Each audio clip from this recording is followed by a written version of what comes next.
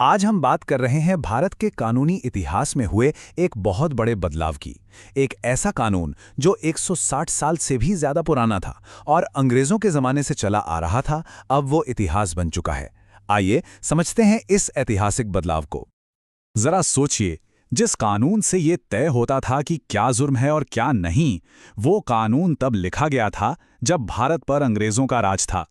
जी हाँ, यही हकीकत थी इंडियन पीनल कोड यानी आईपीसी की, जो इतने दशकों तक हमारे क्रिमिनल जस्टिस सिस्टम की बुनियाद रही।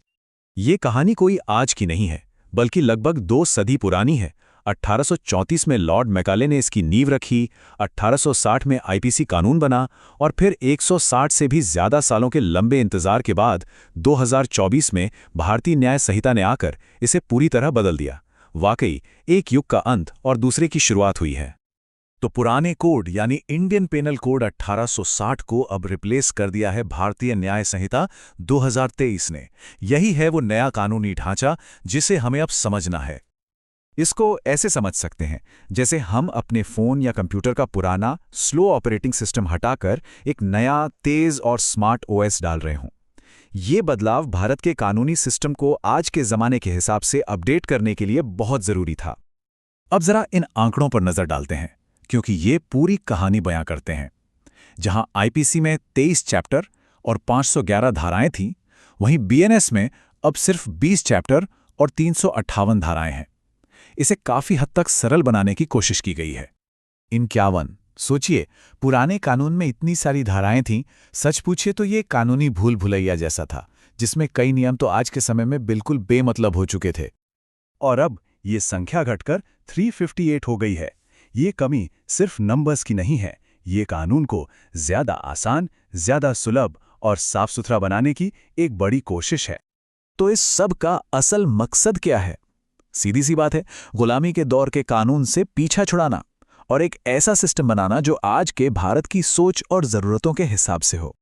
तो चलिए अब इस नए ऑपरेटिंग सिस्टम के अंदर झांकते हैं और देखते हैं कि इसमें क्या-क्या नए फीचर्स हैं, क्या-क्या अपडेट्स हैं, क्योंकि बीएनएस अपने साथ कई नई बातें लेकर आया है। सबसे पहली और एक बिल्कुल नई चीज है कम्युनिटी सर्विस। मतलब अब छोटे-मोटे अपराधों के लिए सीधे जेल नहीं भेजा जाएगा। कोर्ट कह सकती है कि जाइए, समाज की सेवा कीजिए, जैसे सफाई अभियान में हिस्सा लीजिए। ये सजा से ज्यादा सुधार पर जोर देती है। बीएनएस आज के जमाने के जो नए क्राइम हैं, उनसे निपटने के लिए भी तैयार है।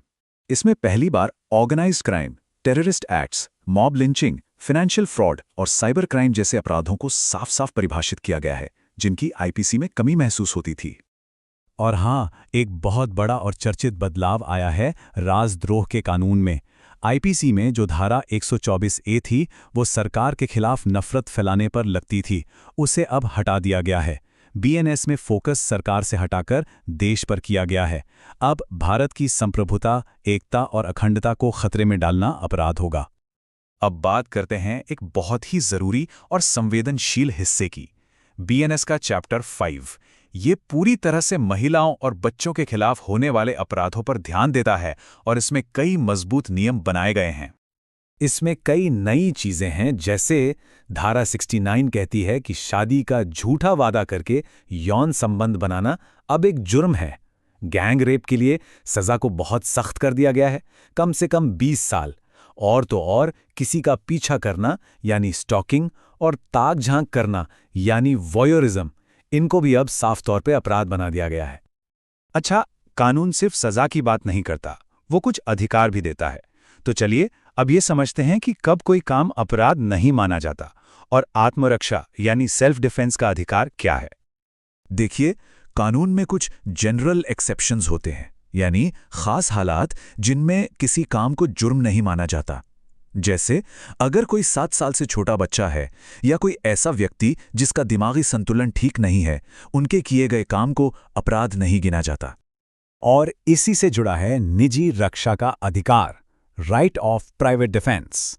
ये एक बहुत जरूरी अधिकार है जो हर किसी को अपनी और अपनी संपत्ति की रक्षा करने का हक देता है, और बीएनएस ने इसे और ज्यादा स्पष्ट किया है। लेकिन हाँ, इस अधिकार की कुछ सीमाएं हैं, कुछ शर्तें हैं। पहली बात, खतरा असली होना चाहिए। दूसरी बात, आप उतना ही बल इस्तेमाल कर सकते हैं जितना खतरे को टालने के लिए जरूरी हो, उससे ज्यादा नहीं। और तीसरी बात, ये हक तभी तक है जब तक खतरा सामने है।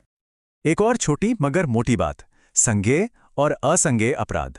आसान भाषा में कहें तो संज्ञेय अपराध यानी सीरियस क्राइम जैसे मर्डर या चोरी, जिसमें पुलिस बिना वारंट के अरेस्ट कर सकती है, और असंज्ञेय मतलब कम गंभीर अपराध, जिसमें पुलिस को गिरफ्तारी के लिए कोर्ट से वारंट लेना पड़ता है। तो अब तक हमने इस बड़े बदलाव की पूरी तस्वीर देख ली है। चलिए एक बार फिर से उन खास बातों पर नजर डालते हैं जो इस नए कानून की पहचान है, यानी की टेकअवेज। तो मोटी मोटी बातें क्या हैं? पहला, 160 साल पुराने अंग्रेजों के कानून को अलविदा कह दिया गया है। दूसरा, 511 धाराओं से घटाकर 358 मतलब कानून को सहज बनाया गया है। तीसरा, साइबर क्राइम और मॉब लिंचिंग जैसे आज के अपराधों को इसमें शामिल किया गया है। चौथा, कम्युनिटी सर्विस जैसी नई सजा है। और पांचवां, महिलाओं और बच्चों की सुरक्षा पर खास जोर है। और इन सब के पीछे की सोच क्या है? सोच ये है कि कानून का मकसद सिर्फ दंड देना नहीं, बल्कि न्याय देना होना चाहिए। ये सोच एक नए और आत्मविश्वास से भरे भारत को दर्शाती है। ये बात इस कानून के महत्व को बहुत अच्छे से बताती है। भारतीय न्याय संहिता एक महत्वपूर्ण मोड़ है, जो एक औपनिवेशिक ढांचे से न्याय के लिए नागरिक केंद्रित दृष्टिकोण की ओर बढ़ रहा है। तो एक नया और बेहतर कानून तो आ गया है, पर सोचने वाली बात यह है कि सिर्फ कानून बदल देने से क्या सब कुछ बदल जाएगा? हर इंसान तक असल में न्याय पहुंचाने के लिए और क्या-क्या करने की जरूरत पड़ेगी? इस पर सोचना बहुत जरूरी है।